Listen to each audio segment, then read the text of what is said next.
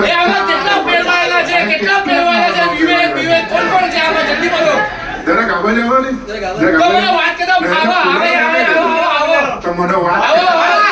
આવો વાત કરતા ફાવા હા એ બધા શાંતિથી સાંભળો જરા એક ઘોડા મોડા જઈને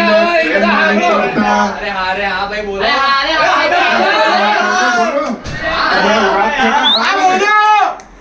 એક ઘોડા મોડા જઈને પ્રેમમાં નીકળતા